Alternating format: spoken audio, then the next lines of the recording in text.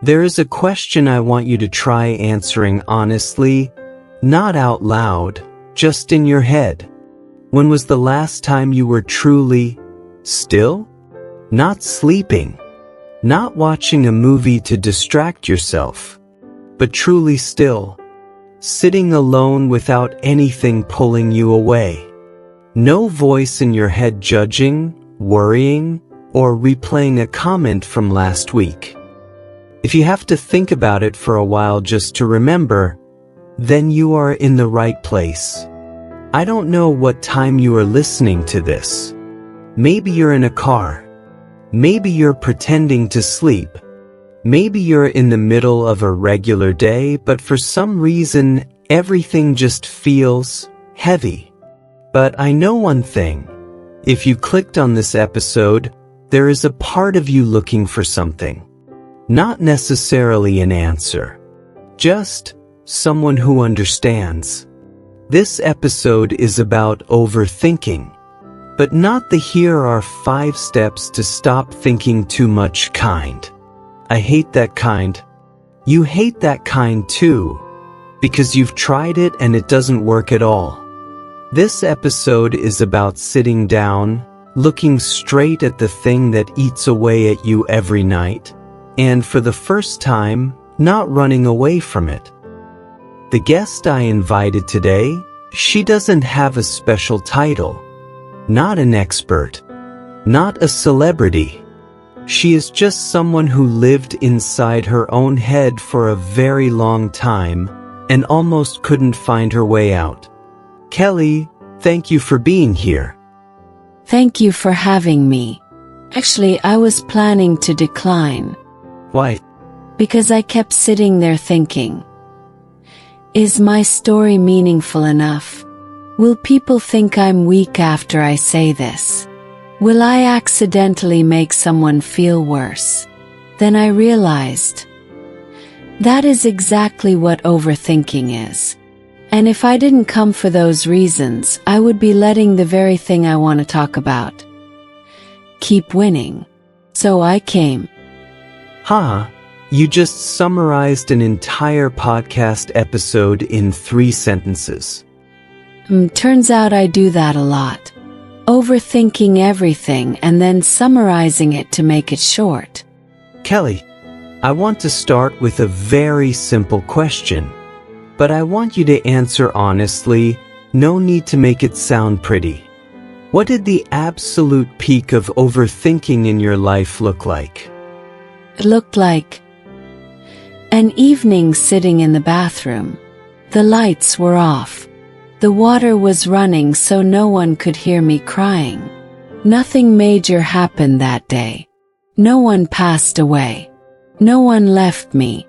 I just sent an email to my boss, asking for feedback on a project. And from the moment I hit send to the moment I crawled into that bathroom, I lived through about 20 different scenarios in my head. My boss would think I'm incompetent. My colleagues would find out. I would be looked down upon. I would lose my job. I wouldn't be able to find another one. I would become a burden. Then I thought about my mom.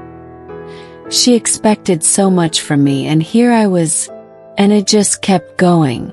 From a single email to believing I was a total failure. From a single email. From a single email that hadn't been replied to yet. And the scariest part wasn't those scenarios. The scariest part was, at that moment I believed them. Completely. They didn't feel like anxiety. They felt like the truth. Like my mind was telling me what everyone else already knew, but no one dared to say to my face. Can you explain that a bit more? What did that feeling of believing it actually feel like? You know that feeling when you watch a horror movie, and even though you know it's just a movie, your heart still beats faster. Overthinking is just like that. But in reverse. You know those thoughts might not be true, but your body, your emotions, They already believe it. Your hands go cold. Your chest feels heavy. You can't breathe normally. And when your body is reacting as if the worst thing has already happened, it's very hard for your brain to say, "No, it's just worry." And you lived like that? For how long? About 7 years. Since the 9th grade. I didn't know what to call it for those 7 years. I just thought I was a complicated person. A worrier. Someone who wasn't as strong as everyone else. I would look at the people around me. They made decisions quickly. They didn't seem to be struggling inside. And I wondered, what's their secret that I don't have? And what do you think now? Haha, now I think they are struggling too. Just in places I can't see. No one lives without noise in their head. It's just that some people know how to not let it take the wheel. But back then I didn't know that. Back then I just knew I was tired. A very strange kind of tired. Not physical exhaustion. It was a tiredness from deep within. Waking up in the morning already feeling heavy. Doing nothing but already feeling depleted. Because at night, my mind had already been running a marathon by itself for hours. I want to ask you something, and you don't have to answer if you don't want to. Was there ever a moment where you thought you didn't want to go on anymore? Not in an extreme way. But there were times I wished I could just turn my mind off. Just for one day. 1 hour. To think about absolutely nothing. I remember one time looking out the window. It was raining that day. And I thought, the people standing out there, are they thinking as much as I am? Or am I the only one like this? That loneliness. It wasn't loneliness from being alone. It was the loneliness of not knowing how to make anyone understand. You can't just say, "I'm tired," because they will ask, "Tired of what?" And you don't know how to answer. 'Cause it's not about one specific thing. Just everything adding up slowly day by day. And when you tried to explain, how did people react? Why think so much? Just focus on something else. Other people have it way worse than you. And I know they didn't mean any harm. I know those words came from a place of wanting me to be okay. But every time I heard it, it felt like someone was telling me, your emotions aren't valuable enough to be heard. And so, I would withdraw into myself a little bit more. You just said something that I think a lot of people listening right now really need to hear. That being told, why think so much doesn't help. But I also want to ask the opposite. What actually helped you? It wasn't a sudden epiphany. Not a single phrase that changed everything. It was just an afternoon. I was sitting in a hospital. Not for myself. I was taking a friend for a checkup. And while waiting I looked around. There was a little boy. About 8 or 9 years old. In a wheelchair. He was drawing something in a sketchbook. Oh, focused. So peaceful. And his mom was sitting next to him. Looking at him with an expression. I don't even know how to describe it. Both heartbreaking and full of pride. I didn't know what illness that boy had. I didn't know his story. But there was something about the way he bent over that piece of paper. As if the world outside didn't matter as much as what he was creating. It made me stop. I thought, that boy didn't get to choose the body he has. He didn't get to choose how he would feel waking up in the morning. But he is still drawing. Me. I have a healthy body, a functioning mind, a free afternoon. And I am sitting here trapping myself in scenarios that haven't even happened. It wasn't that I was scolding myself.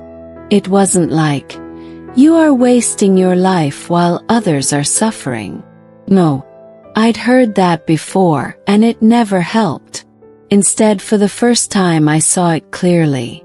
I was using the mind I have to hurt myself. And that just wasn't fair to me. Not fair to yourself. I'd tried so many things, forcing myself to think positively.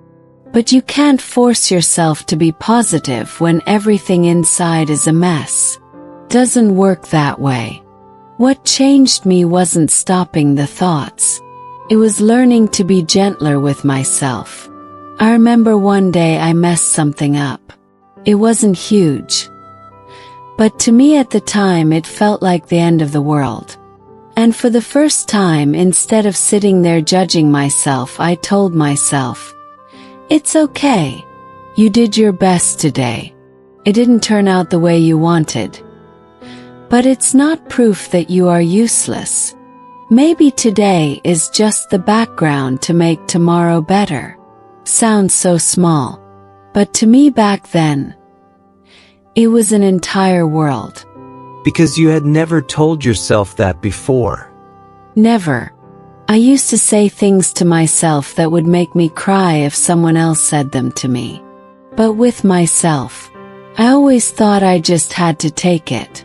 And then I realized, you only live once. And I am spending that one time making things miserable for myself. Some things, some people, some outcomes. They're just meant to be the way they are. No matter how much I calculate, I can't control everything. So why not use that energy to actually live? Instead of living inside my head. Tell the people you love that you love them. Do the thing you like today, not when everything is perfect. Enjoy the afternoon without needing it to have some grand meaning. Kelly, listening to your story, I get it. But to be honest, I also find it a bit hard to fully open up to. I want to ask you a direct question. It might be a little sensitive. Go ahead and ask. We are here to speak the truth anyway. People who overthink like you, are you all sometimes just blowing things out of proportion? And does that exact oversensitivity make the people around you, like your partner, friends, or parents, feel completely exhausted? They want to help, but no matter what they say, you guys feel hurt. If they say, stop thinking about it, you say they are dismissing your feelings.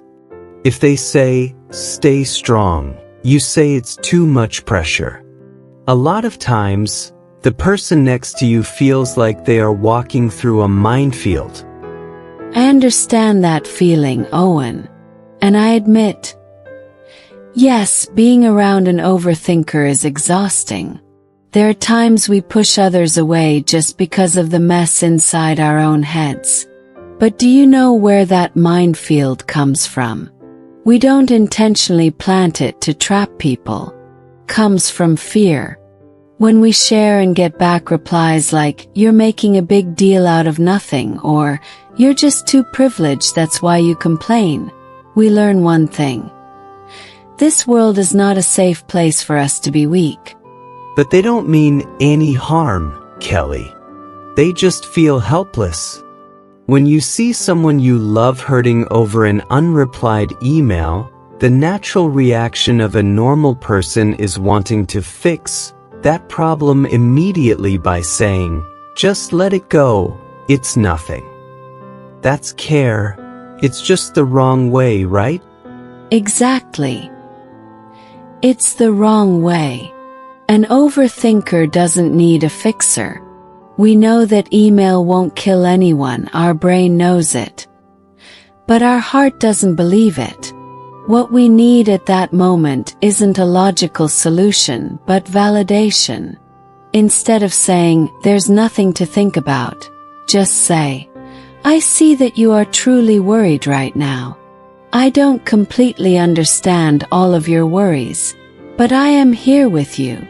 Just that one sentence alone will diffuse the minefield. You won't have to tiptoe around anymore. I am here with you.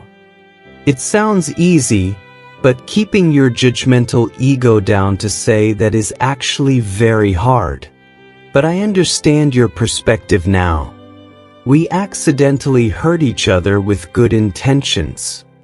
So if someone is listening to this podcast right now, and they are also sitting in the dark like you were 7 years ago, or they have a loved one who is, we aren't giving cliches advice, but realistically, how did you learn to stop letting the noise take the wheel? I learned this from a very small exercise by a psychologist. It's called Name It and Write It Down. When my mind starts drawing up the 5th or 6th scenario about something, I will stop and say out loud, friend Overthinking is here to visit again, huh? Naming it helps me separate myself from the thought. It's just a phenomenon happening inside my head. It is not me. Separating yourself from the thought, like standing on the sidewalk watching traffic pass by, instead of running out into the middle of the street to get hit? Exactly. And the second step is to write it down on paper. It has to be paper and pen, not a phone screen. When you write, the speed of your hand is always slower than the speed of your brain. It forces those chaotic thoughts to line up one by one, coming out one at a time. When you see the words appear on paper, you will realize, oh, this scenario is actually ridiculous. Why was I so scared of it? The exaggeration of fear fades away when it has to face reality on a piece of paper. What about the relationships around you? How do you make them understand without having to stress yourself out explaining? There is a pact. My loved ones and I have an agreement made beforehand. When I am clear-headed and happy, I told them, whenever I am silent or cranky for no reason, it's not that I hate everyone. It's just that my mind is overloaded. In those moments, please don't ask me why. Just give me a glass of warm water or leave me alone for an hour. I will come back on my own. When there is a pact beforehand, the people around you won't feel rejected, and they know exactly what to do to protect you and to protect themselves. Today we have come a long way from the sound of running water in a dark bathroom, through the perspective of a little boy in a wheelchair, to the pacts of understanding. Kelly, if you could send one last message to the noise in your head and to everyone living with it, what would you say? I would say, thank you. People usually hate overthinking, but I realized it is a part of the body's defense mechanism. Because it wants to protect me from getting hurt, it calculates so many worst-case scenarios in advance. It comes from a good intention. It's just a bit extreme in its execution. So I don't hate it anymore. I've learned to live with it like a friend who worries a bit too much. And to you, the person listening to this podcast, you are not weird. You are not weak at all. You just have a soul that is a bit too sensitive to this world. Tonight, if your mind starts running again, put your hand on your chest, take a deep breath and tell yourself, everything will be okay. Even if it's not okay in the way I want, I still have enough strength to walk through it. Because I only live once. Thank you, Kelly, for your courage and honesty today. My friend, the noise in your head might not turn off right away tonight. But hopefully after this podcast episode, you know that somewhere out there are people who are also learning how to be friends with their own noise. You are not alone on this journey. Wish you a good night's sleep and a lighter heart tomorrow.